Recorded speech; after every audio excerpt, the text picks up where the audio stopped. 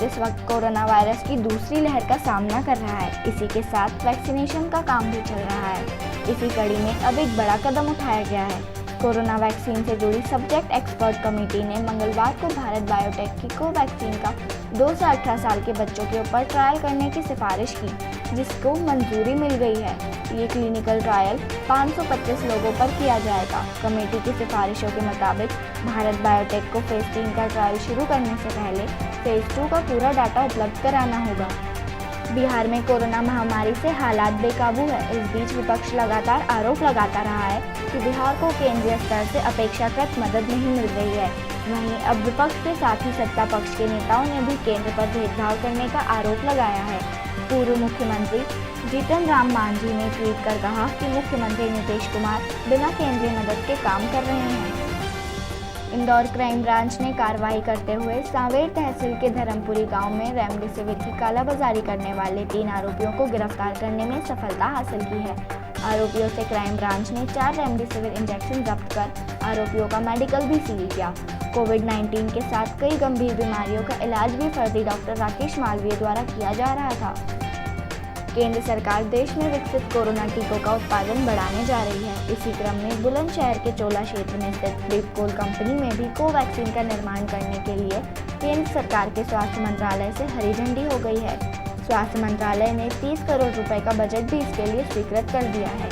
Covaxin बनाने वाली company Bharat biotech से बीपकोल का MOU भी साइन हो गया है।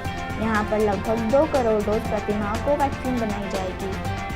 कोरोना के खिलाफ लड़ाई में भारत अब अकेला नहीं है। दुनिया भर से मित्र देश लगातार ऑक्सीजन कंसंट्रेटर, टैंकर, वेंटिलेटर, दवाइयाँ और अन्य मेडिकल इक्विपमेंट पहुंचा रहे हैं। इस सामग्री को जरूरतमंद राज्यों तक पहुंचाने भारत की तीनों सेनाएं युद्ध स्तर पर जुटी है। रेलवे भी निरंतर लगा हुआ है। भारत के औद्योगिक घराने और स्वयंसेवी संगठन कंधे से कंधा मिलाकर काम कर रहे हैं। इस सामूहिक पहल का परिणाम यह है कि धीरे धीरे स्वास्थ्य सेवाएं बेहतर होती जा रही हैं।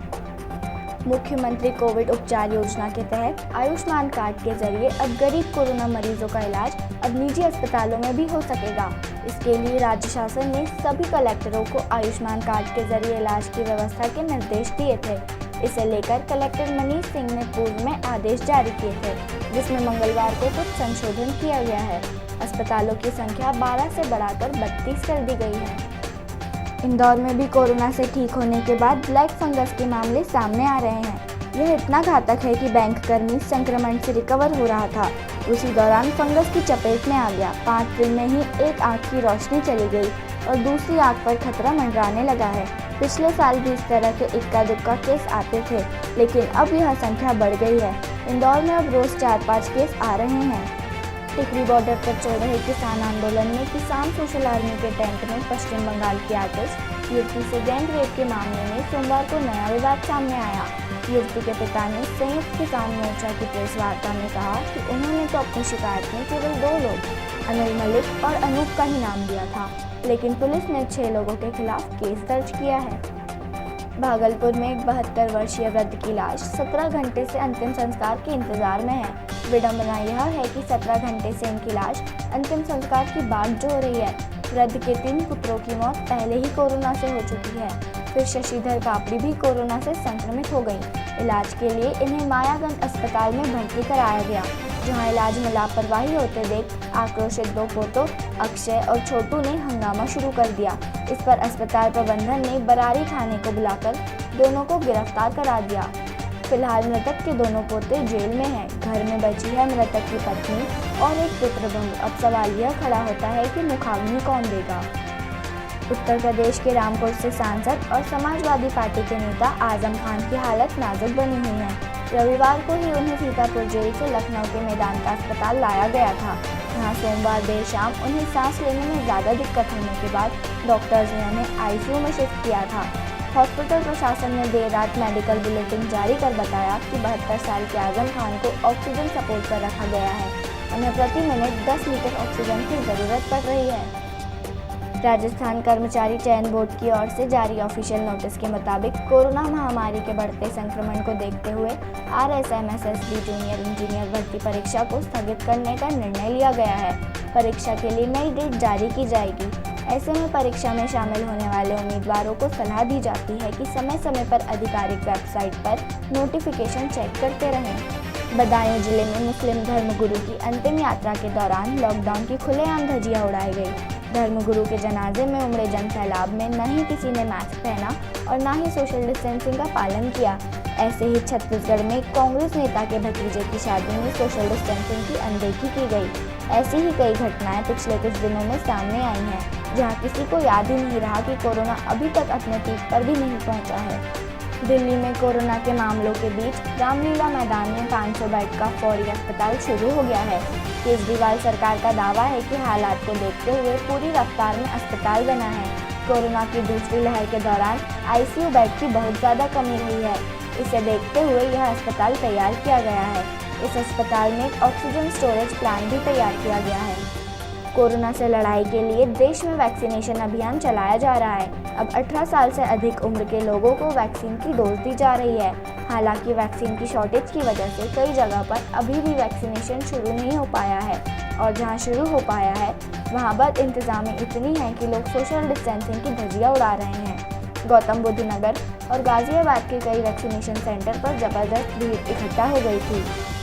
देश अब तक की सबसे बड़ी महामारी से जूझ रहा है। कोविड के मरीज और उनके परिजन केवल बीमारी और संक्रमण से ही नहीं जंग लड़ रहे हैं, बल्कि उन्हें दवाएं, अस्पताल बेड, ऑक्सीजन और प्लाज्मा के लिए भी संघर्ष करना पड़ रहा है। इन सब में एक बड़ा संघर्ष है प्लाज्मा का, क्योंकि कोरोना से जंग जीत चुके लोग भी डर के चलते प्लाज्मा डोनेट करने से कतराते हैं, और जो देने को तैयार होते हैं उन्हें ये नहीं पता होता कि क्या प्रक्रिया है। इंदौर के अरविंद अस्पताल में कोविड संक्रमित मरीज का पोस्टमार्टम किया गया तो उसमें मरीज की मौत के जो कारण सामने आए वो काफ़ी विलक्षण थे। गौरतलब है कि इंदौर में अभी संक्रमण से मृत शव का पोस्टमार्टम नहीं किया जा रहा है। ऐसे में इंदौर में संभवतः यह पहला मामला है जब किसी कोविड संक्रमण से मृत मरीज का पोस्टमार्टम किया गया है। पेट्रोलियम पदार्थ के दाम लगातार बढ़ते जा रहे हैं। मंगलवार को मध्य प्रदेश के अनूपपुर जिले में पेट्रोल 102.58 रुपये प्रति लीटर बिका। इसका सीधा असर सीधे उपभोक्ताओं की जेब पर पड़ना शुरू हो गया है। 1 मई से पेट्रोल और डीजल के दाम बढ़ना शुरू हुए थे। मध्य प्रदेश में सबसे महंगा पेट्रोल अनूपपुर जिले में बिक रहा है। वहीं यहाँ डीजल 93.24 रुपये प्रति लीटर के भाव से बिक रहा है। कोरोना वायरस की दूसरी लहर के बीच उत्तर प्रदेश में भी लॉकडाउन लगा हुआ है, लेकिन इस पाबंदी के बीच गौतम बुद्ध नगर में शराब की दुकानों को खोलने का निर्देश दिया गया है। गौतम बुद्ध नगर जिले में सभी शराब और बियर की दुकानें खोलने को निर्देश दे दिया गया है। आदेश के अनुसार जिले में सुबह 10 बजे से शाम 7 बजे तक शराब बियर की दुकानें खुलेंगी। जिले में कुल 524 शराब की दुकानें हैं। हालांकि इस दौरान किसी भी दुकान की कैंटीन नहीं खुलेगी और कोरोना गाइडलाइंस का पालन किया जाएगा। महानायक अमिताभ बच्चन की माने तो कोरोना महामारी के बीच पीड़ितों की मदद के लिए उन्होंने करीब 15 करोड़ रुपए का योगदान दिया है। उन्होंने सोमवार रात अपने ब्लॉग में इस रकम का खुलासा उन ट्रोल्स को जवाब देने के लिए किया जो लगातार उन पर महामारी में किसी तरह की मदद न करने का आरोप लगा रहे हैं और उनकी आलोचना कर रहे हैं। तारक मेहता का उल्टा चश्मा में टप्पू का किरदार निभा चुके भव्य गांधी के पिता विनोद गांधी का निधन हो गया है। मुंबई के कोकिलाबेन अंबानी हॉस्पिटल में उन्होंने अंतिम सांस ली। वे कोरोना वायरस से जूझ रहे थे और लगभग 10 दिनों से वेंटिलेटर पर थे। विनोद पेशे से कंस्ट्रक्शन बिजनेस में थे।